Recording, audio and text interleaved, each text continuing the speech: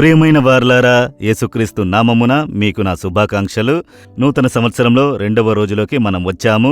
దేవుడు మీకిచ్చిన వాగ్దానం జ్ఞాపకమున్నదా? అడుగుడి మీకు ఇవ్వబడును, వెదకుడి దొరుకును, తట్టుడి తెరవబడును. యేసు చెప్పిన అద్భుతమైన ఒక వాగ్దానపు మాట. మీరడిగితే పొందుకుంటారు. ఏమి అడగాలి, ఎలా అడగాలని తేటగా తెలుసుకుని అడిగితే తప్పక అద్భుతం జరుగుతుంది.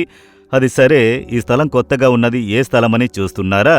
ఇశ్రాయేలు దేశము ఉన్నది కదా, వారి యొక్క ఉత్తర సరిహద్దులో దాను గోత్రము ఉన్న స్థలము.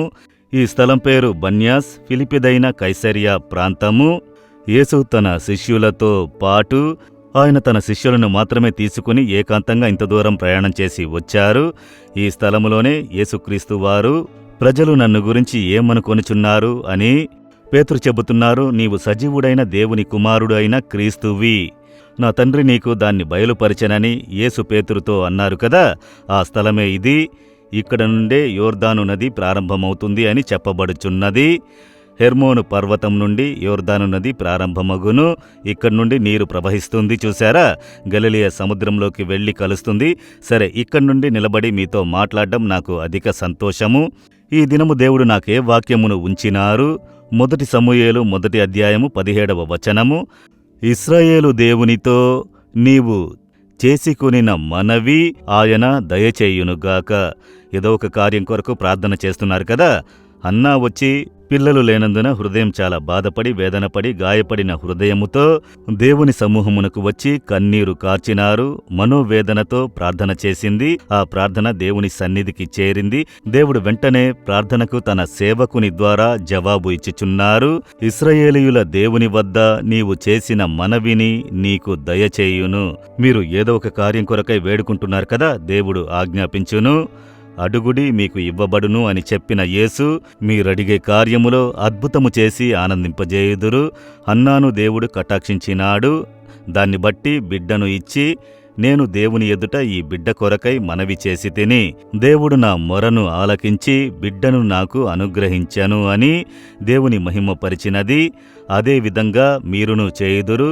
మీకు ఏం కావాలో తీర్మానంగా చెప్పండి. హన్నా వెళ్ళి కరెక్ట్గా ఒక తీర్మానముతో, చక్కని ఉద్దేశంతో ప్రార్థన చేసింది. ఒక మగబిడ్డను నాకు ఇస్తే ఆ బిడ్డను మీకే ఇచ్చెదను అని మొక్కుబడి చేసి ఆసక్తిగా ప్రార్థన చేసింది. మీరును అడగండి, మీకు అనుగ్రహింపబడును.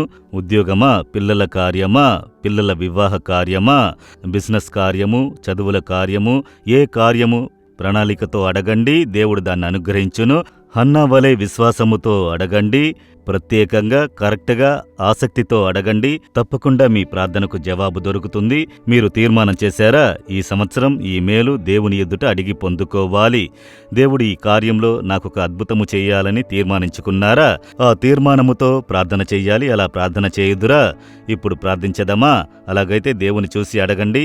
దేవా, అడుగుడి మీకివ్వబడును అని చెబితిరి. ఈ వాగ్దానం కొరకు స్తోత్రములు. హన్నా అడిగినట్లుగా పిల్లల భాగ్యము అడిగినట్లు బిడ్డనిచ్చి ఆశీర్వదించితిరి. నేను కూడా ఇశ్రాయేలీయుల దేవుడైన ప్రార్థనకు జవాబిచ్చే మీ ఎదుట అడుగుచున్నాను.